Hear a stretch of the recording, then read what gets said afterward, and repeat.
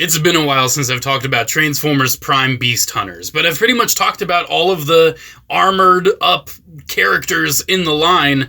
It's about time we talk about the beasts, and I figured I should probably start off with the big bad himself, Predaking. This is Beastfire Predaking from Transformers Prime, Predacons Rising. This toy is absolutely awesome and I love it. And the crazy thing is I only got it recently. I did not have this Predaking when I collected Beast Hunters back in the day. I just had the little Voyager class. I justified just having the little Voyager and sticking with that. But very obviously, Predaking is a massive character and he needs a massive toy to go with him. As you can see, this is essentially a leader class. Transformers Prime didn't have leader class, but they kind of did have leader class. They had the weaponizers and then this Beastfire Predaking that is so obviously just a leader class. And it is so awesome.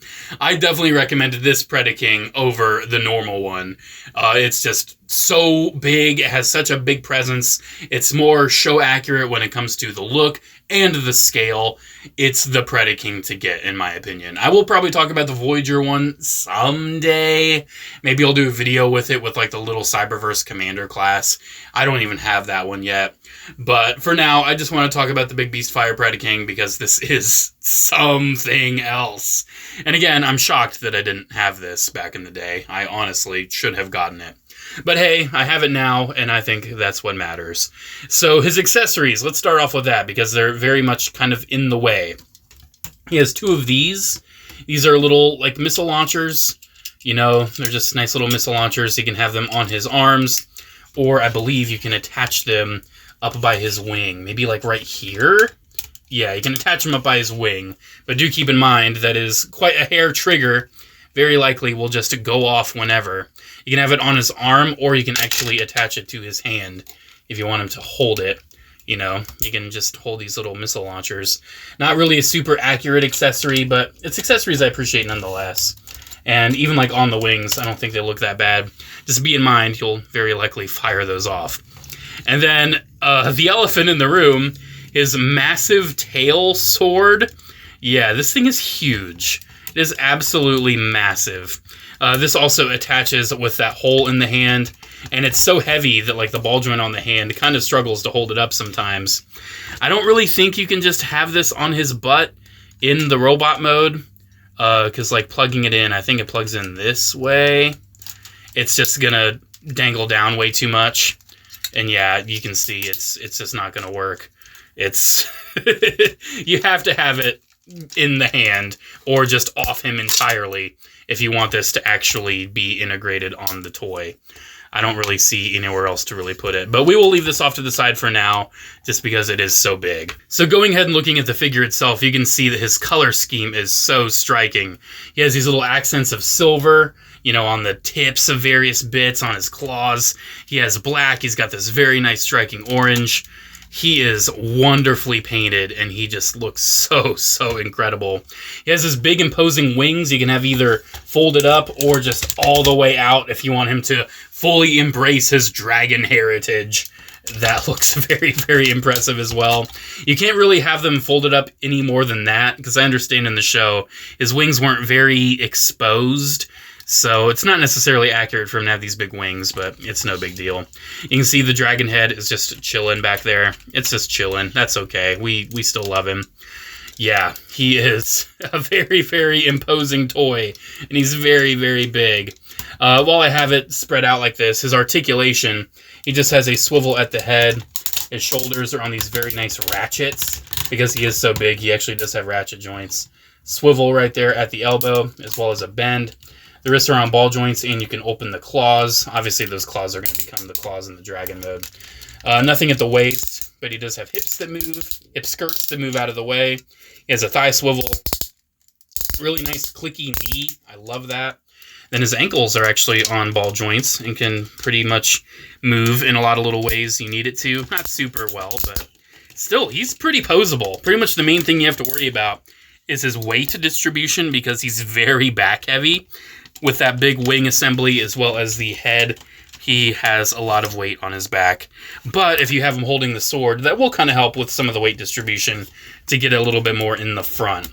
So you can see, like, yeah, he can get into some pretty awesome poses with very minimal effort. Like, that looks so, so cool. In fact, that should probably be the thumbnail. Getting in a bit closer on this literal beast, you can see that his head looks very, very awesome. Not super show accurate, like pretty much every Predaking toy. They never really got his face 100%, but it does look enough like him. I would say that definitely has the essence of the character right there for sure.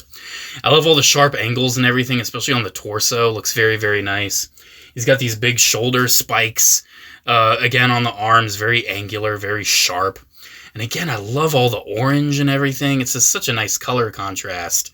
He is very, very well detailed. One thing you might have noticed on this guy is his clear head crest. And you might have noticed this little button over here. Basically, yeah, he lights up.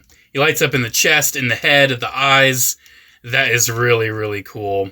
I love just, you know, passing by my Transformers Prime shelf, and I'm just like, boop! And I just get to see him light up. Looks very, very cool.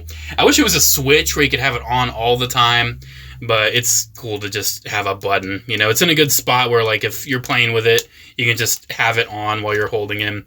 It's a really cool feature, and a feature that does continue in the Dragon mode. Alright, with all that said and done, I guess we should transform him. Let's see this Dragon mode. Because the Dragon mode also has a lot going on, that is for sure. That took way too long to get that out of his hand. Alright, just so we don't fire these off, I'm going to take these off as well. The transformation on this is not too difficult, but it's definitely, you know, a little involved, and I appreciate that. So it's actually been a minute since I've done this. Hopefully, I remember it enough. So I'm pretty sure the dragon head is just going to come on forward. Like, that's there. That's the dragon head. The wings we will just extend and spread, and then boom. He's got big old wings. Check it out. Massive wings. The front, we will just kind of adjust the arms to be the front legs of the dragon. Get those little shoulder spikes pointed back now instead of forward. And then the legs, you can see that hinge right there. We're going to hinge the leg in such a way that I kind of forget.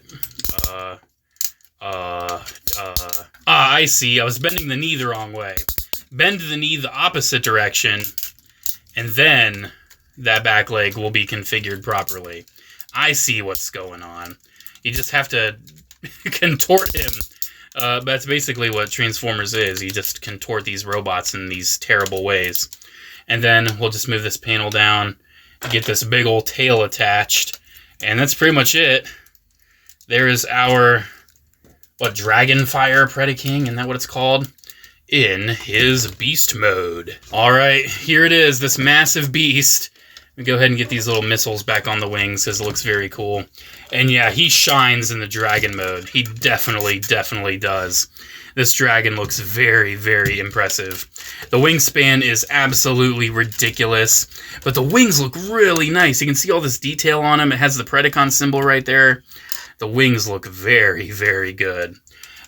Even on the back, too, it looks very imposing. It seems like a very swooshable dragon as well. There's a lot to swoosh on here. There's a lot of toy to grab and just fly around. Now, just like the robot mode, he does have a very nice light-up gimmick, and you can see how his neck is kind of positioned. You may be wondering, why is he looking up all the time? That's because you pull on this lever, and then he breathes his fire. You can see the light is in the dragon mode as well. And his mouth actually opens accurately to the show. The original Voyager class, the jaw isn't accurate, but here it's actually accurate. It doesn't have the mandible look like it does in the show. But you can see his head lights up. He's breathing that fire. He is definitely Dragonfire Predaking. Man, this guy's just really, really cool. I love it. Now, if you do want his head to be pointed a little bit more down all the time, you can, sort of position it to be a little bit straighter, but do keep in mind, the further down it is, it's just always going to be lit up and the mouth's always going to be open. That's just the nature of the gimmick, unfortunately. So if you don't want him looking so odd, you might be able to contort him in such a way. Maybe like pose him where his rear end is up a little bit more.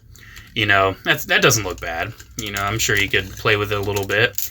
But ultimately, it is a gimmick toy at the end of the day, so his neck is going to be a little bit of a sacrifice for the sake of the gimmick. The articulation in the beast mode is pretty similar. The arms are the same arms, so they all have the same articulation. This guy's wings are so big, he's knocking stuff over. His legs, you know, you can still move those a decent bit, but the knees are kind of locked in, and you still have that same ankle articulation. The tail can technically move up and down on that hinge back there, and then the wings are on several different hinges. There are several hinges in play here to get the wings in the way they need to be, as well as that hinge right there. So overall, not bad articulation on this beast mode. And guys, that's pretty much it. There's my look at the Transformers Prime Beast Hunters Predacons Rising Dragon Fire Predaking. I think I've got the name right. I don't remember. It's something silly. You see it in the title. Basically, it's the big leader class Predaking. I love this guy so much. The size, the articulation, the look. This is the default, the definitive Predaking to get for your Transformers Prime Beast Hunters collection. It is fantastic. I love the light up features. It's just a lot of fun. I really recommend this one. Alrighty guys, Beast Hunters videos are going to be coming a little bit more frequently again. I've got some more beasts to get through. I got Ripclaw, I got Sky Lynx, I got the big Voyager Dragon guy, I always forget, Grimwing. I've got him. I've got Laserback. Love him in Vertebrake. Love that mold. That might be one of my favorites. Stay tuned. More Beast Hunters will be coming up. And let me know what you think down in the comments below. Special shout out to channel members. As always, thank you all so much for your continued support. Have a great one, guys, and I'll see you in the next video. Bye.